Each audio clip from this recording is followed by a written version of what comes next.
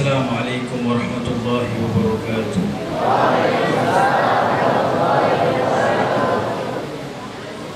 Alhamdulillah. Wassalatu wassalamu ala Rasulillah Sayyidina Muhammad ibn Abdillah wa ala alihi wa sahbihi wa man walah. Wa la hawla wa la quwwata illa billahil aliyyil azim. نوينا التعلم والتعليم والتذكر والتذكير والنفع والانتفاع إفادة والاستفادة والحث على التمسك بكتاب الله وسنة رسول الله صلى الله عليه وسلم وبارك عليه وعلى آله وصحبه وسلم والدعاء إلى الهدى والدلالة على الخير ابتغاء وجه الله ومرضاته وقربه وثوابه سبحانه وتعالى. Subhanallah walhamdulillah wa la ilaha illallah wallahu akbar. Adada kulli harfin kutiba aw yuktabu ila abidi abidin wa dahri dahirin. Subhanaka la ilma lana illa ma 'allamtana innaka antal alimul hakim. Wa tub alaina innaka antat tawwabur rahim. Allahumma inna nas'aluka fahman nabiyyin wa hifdzal mursalin wa ilham malaikatil muqarrabin. Allahumma inna nas'aluka fahman nabiyyin wa hifdzal mursalin wa ilham malaikatil muqarrabin. Allahumma inna nas'aluka fahman nabiyyin wa hifdzal mursalin wa ilham malaikatil muqarrabin. Allahumma aghnina bil ilm wa zayyina bil hilm wa akrimna bit taqwa wa jamilna bil afiyah. Allahumma inni qad istawdi'uka ma 'allamtani fardudhu ilayya 'inda hajati wa la tunsinihi ya rabbal alamin. Wa sallallahu ala sayyidina Muhammadin wa ala alihi wa sahbihi wasallam walhamdulillahi rabbil alamin.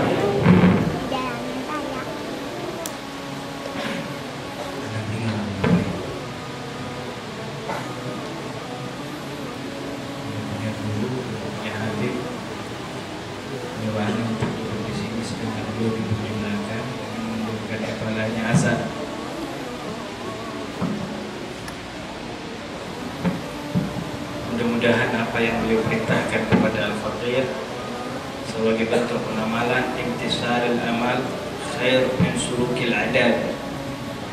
Mentaati perintah itu lebih utama, lebih baik daripada adab.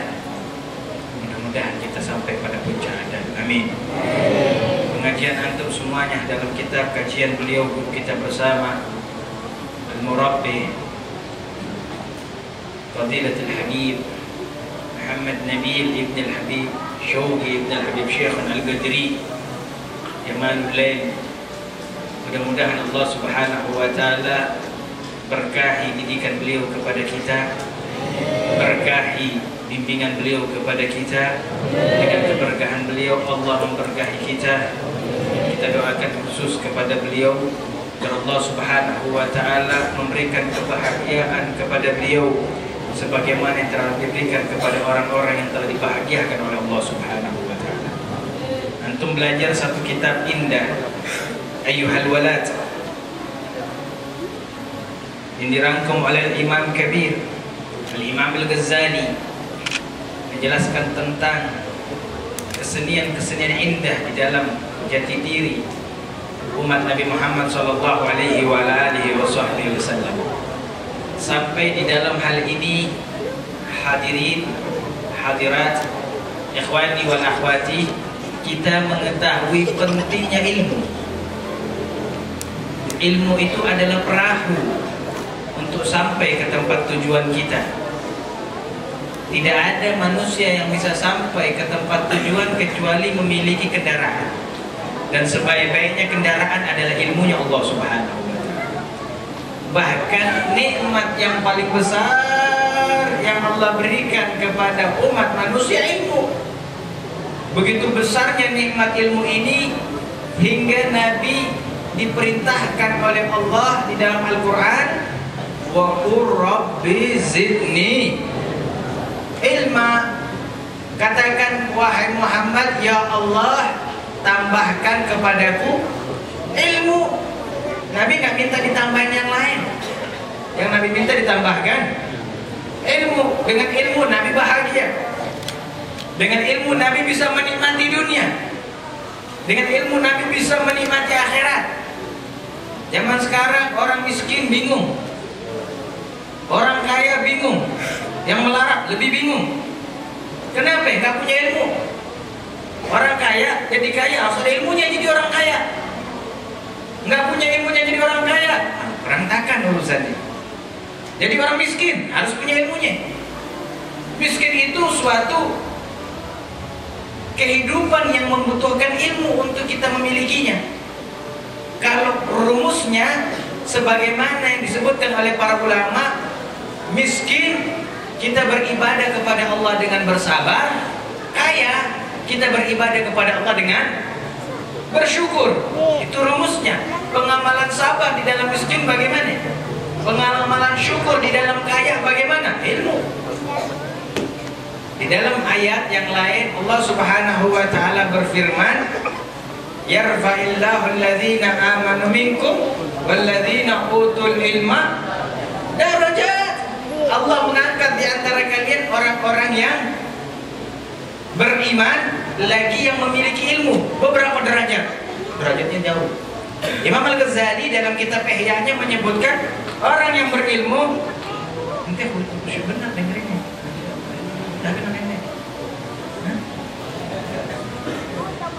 Imam Al-Ghazali menyebutkan di dalam kitab Ihya-nya orang yang punya ilmu dengan orang yang tidak punya ilmu masafat sab'ami am, perjalanan 700 tahun. Ini orang bodoh punya satu ilmu, perbedaan orang bodoh dengan orang yang memiliki satu ilmu perjalanan 700 tahun. Bagaimana kalau dia punya ilmu 10? Bagaimana kalau dia punya ilmu 100? Bagaimana kalau dia punya ilmu 1000, sejuta, miliaran atau mahalnya? Nggak terhitung ilmu yang dia miliki, subhanallah. Maka tidak terhitung derajat dia dengan derajat orang-orang yang bodoh. Kalau sampai di titik sini lagi, sampai pada titik ini kita tahu pentingnya ilmu, maka kita kembali tahu pentingnya guru. Kita tahu pentingnya. Ini orang semuanya udah tahu pentingnya guru belum? Hah? Belum? Udah tahu belum? Lu ditanya melotot. Entah dicolok mata lu. Udah tahu belum pentingnya ilmu? Belum? Pentingnya ilmu tadi itu jelaskan. Pentingnya guru karena kita butuh ilmu. Begitu pentingnya guru sampai Nabi bersabda di dalam memberikan peringatan kepada umat manusia, sayati zamanun ala ummati yafirruna minal ulama'i fayabtaliyahumullahu bisalasati baliyat.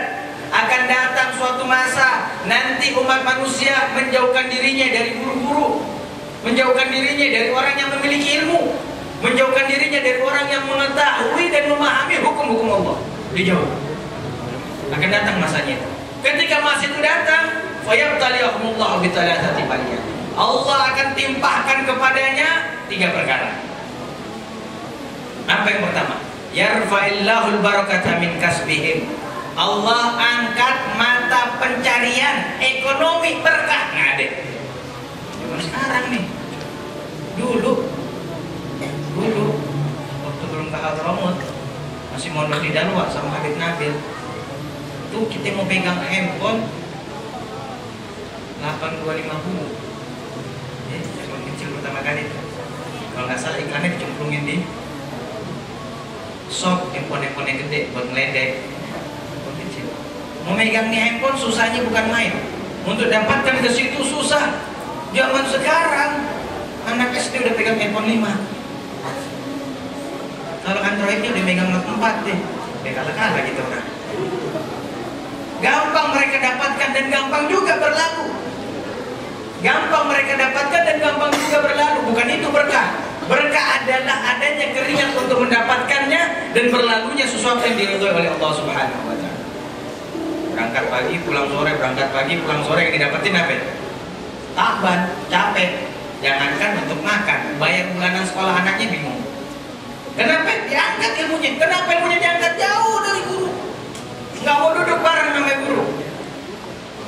Yang kedua, wa yusallitullahu sultanan zalimah. Dan yang kedua, sabda Nabi, dan diberikan kepada mereka pemimpin-pemimpin yang zalim.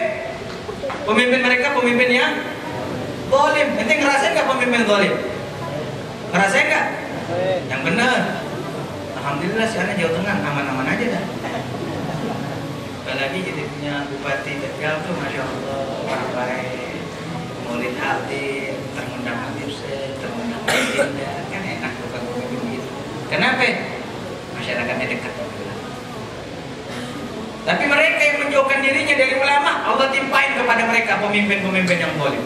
Di hadis yang lainnya, Nabi bersabda, sayati zamanun 'alan nasi ru'asa'uhum kal asad, wudhara'uhum kal dha'ib, wa qada'uhum kal kilab, yawma idzin kana an-nasu kal aghnam. Akan datang suatu masa nanti umat manusia pemimpinnya seperti singa, raja, presiden, kaisar kayak singa, menteri-menterinya kayak dha'ib, serigala. Waqabuhum, hakim-hakimnya kayak anjing. Yauma idzin kana an-nasu kal aghnam. Pada masa itu masyarakatnya seperti domba. Ada domba tengah, depannya singa, belakangnya serigala, kiri kanannya anjing. Itu domba hidup sampai mati. Udah habis. Biar bulunya nggak sisa. Singa hobinya menerkam, serigala itu binatang yang paling licik. Kalau kata orang Betawi, ke atas tumpul, ke bawah tajam, hobinya menjilat. Itu menteri itu. Lihat, menterinya seperti itu akan ketemu. Kita ketemu menteri nanti seperti itu. Kalau ketemu presiden, ketemu wakil presiden, oh hormat. Ketemu bawahannya, oh habis injek-injek. Kalau bahasa halusnya penjilat. Bahasa halusnya itu penjilat.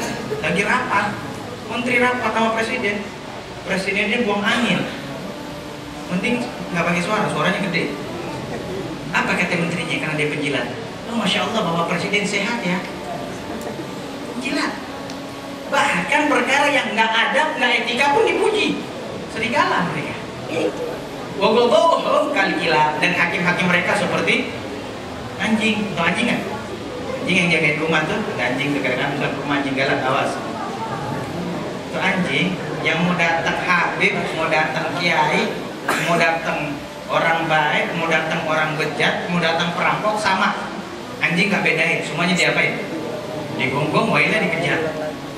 Tapi kalau datang bawa daging, kasihin tuh hakim daging, kasihin tuh anjing daging. Wah, ente bebas. Jangankan silaturahmi ke rumah, rumah ente habisin semuanya, sepanci-pancinya juga dijamin sama tuh anjing. Kenapa? Udah kasih daging. Tuh hakim-hakim tersebut akan datang suatu masa. Yauma idzin kana an-nasu kal aghnam. Pada saat itu manusia seperti domba.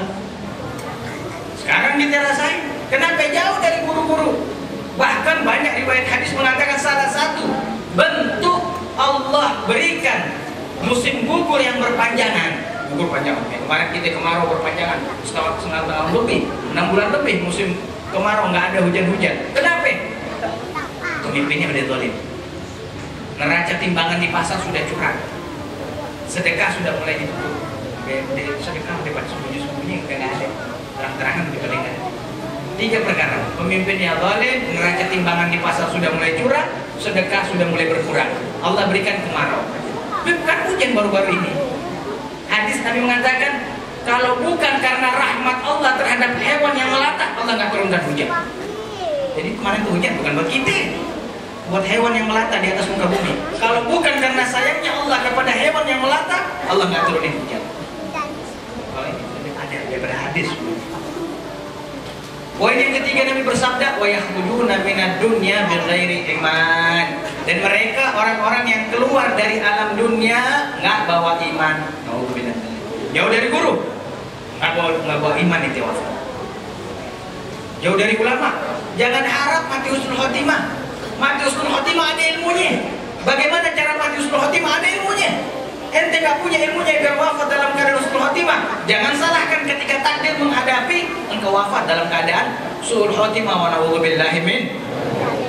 Dan kadang-kadang orang lalai, dia mengira bahwasanya guru itu hanya dibutuhkan di dunia. Enggak. Guru dibutuhkan hatta di akhirat. Walau Walaupun di surga kita masih butuh sama guru, masih butuh sama ulama.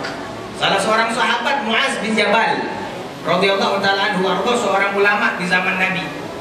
Beliau dia biasa diutus untuk berdakwah. Beliau berkata di hadapan para murid-muridnya, "Inna la yahtajuna ila ulama hatta fil jannah." Sungguh kalian akan butuh terhadap guru, terhadap ulama walaupun di surga. Kenapa ada bingung? Biar ada juga bingung. Gimana ceritanya di surga butuh ulama? Bagaimana ceritanya di surga butuh guru? Ada nggak gambaran di surga butuh guru? Lu ada gambaran nggak? Hah? Ada gambaran nggak di surga butuh guru? Ada gambaran nggak? Ditanya melotot, gue colok di mata. Ada gambaran nggak? Nggak ada. Namun sahabat Muaz bin Jabal mengatakan ada di surga butuh guru. Sama pertanyaan, bagaimana gambarannya wahai Muaz?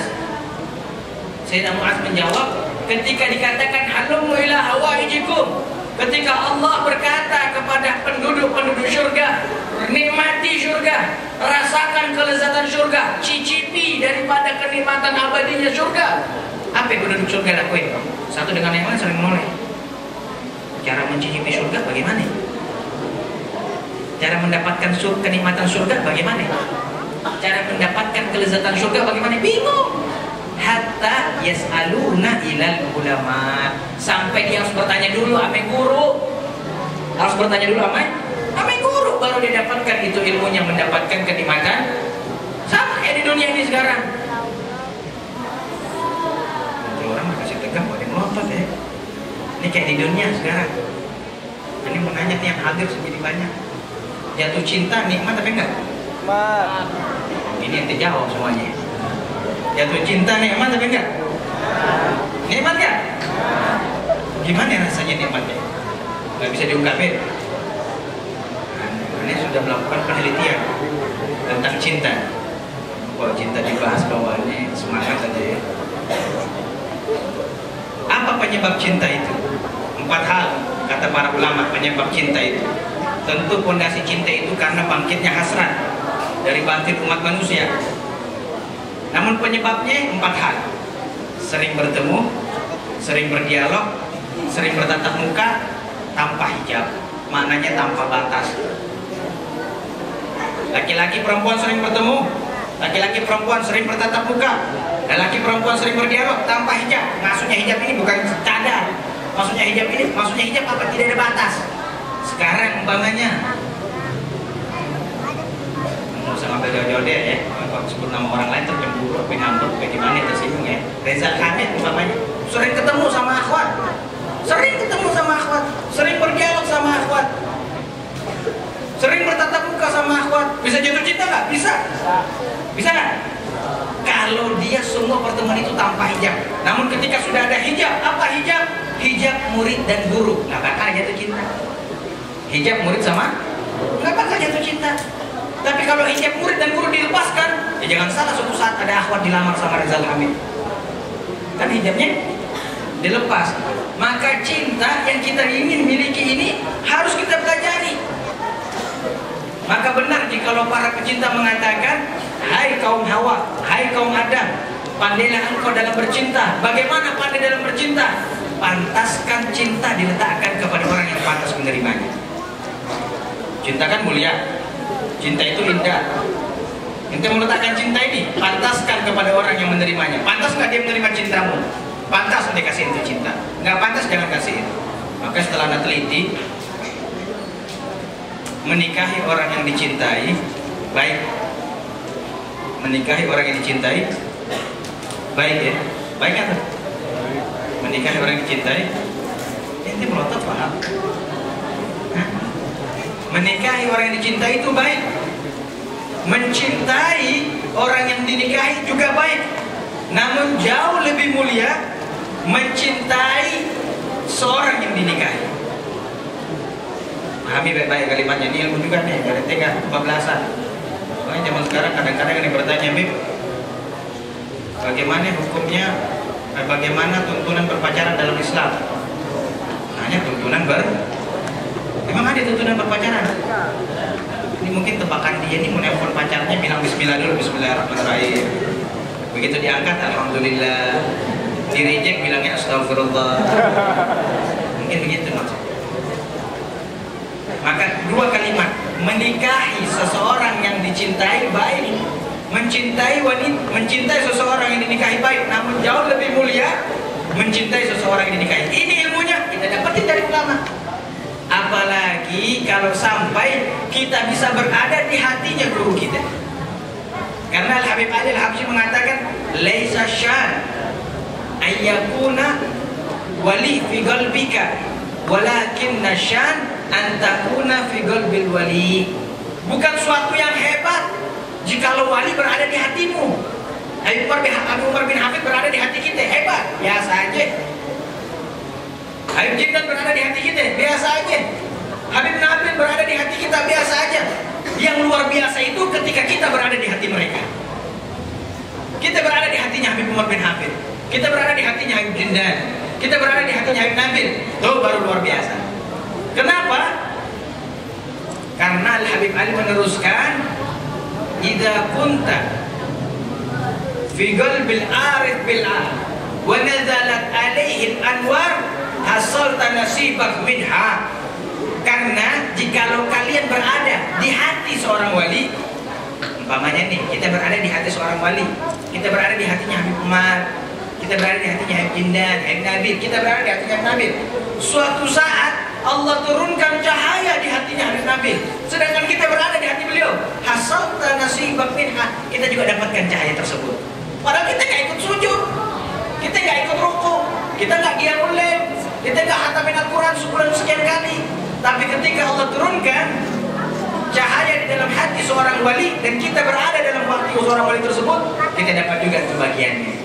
Maka dari itu mudah-mudahan kita dapatkan keuntungan-keuntungan yang semacam itu, dan mudah-mudahan kita dapatkan manfaat yang semacam itu. Yang terakhir, Habib Ali Al-Habsyi mengatakan, doa syekh li murid khair min ijtihad kaza wa kaza sana. Doa seorang guru untuk muridnya itu jauh lebih baik daripada usaha bertahun-tahun. Kadang-kadang ada orang kerja berapa tahun kok nggak dapat, malas minta guru sama gurunya, minta doa sama gurunya. Padahal doa guru itu lebih baik, lebih mujarab indallah di sisi Allah daripada usaha kita. Kita pengen berangkat haji, kerja, akhirnya majlis dilupain, kerja ilmu dilupain, kerja guru dilupain. Pengen apa? Berangkat haji, nggak dapat apa-apa, bayar pak. Tapi kita kerja seadanya, ilmu tetap kita cari dan kita tabarruk, minta doa dari guru, insya Allah kita bisa dapati. Amin ya Rabbal. Mudah-mudahan amanat dari Habib Nabil sudah saya sampaikan untuk duduk di sini sebagai bentuk pengajaran kepada kalian semuanya. Mudah-mudahan Allah Subhanahu wa taala berkahi kita semuanya di perkumpulan ini. Mudah-mudahan Allah Subhanahu wa taala limpahkan kepada kita kemuliaan ilmu, menjadikan kita sebagai ahli ilmu, mewafatkan kita dalam keadaan ahli ilmu, dan Allah bangkitkan kita kala sebagai ahli ilmu dan dimasukkan kita ke dalam syurga dengan rahmat Allah Subhanahu wa taala sebagai pemilik ilmu yang diridhai oleh Allah Subhanahu wa taala. Allahumma ja'al hadzal zaman marhuma wa tafarraqna min ba'di tafarruqan ma'suma. Allahumma la taj'al fina wa la minna wa la ma'ana syaqiyan wa la mahruma. Allahumma nas'aluka lutfan ma'a taqdir bima jarat bil maqadir innaka ala kulli syai'in qadir wa bil ijabati jadir walhamdulillahi rabbil alamin. Wassalamu alaikum warahmatullahi wabarakatuh.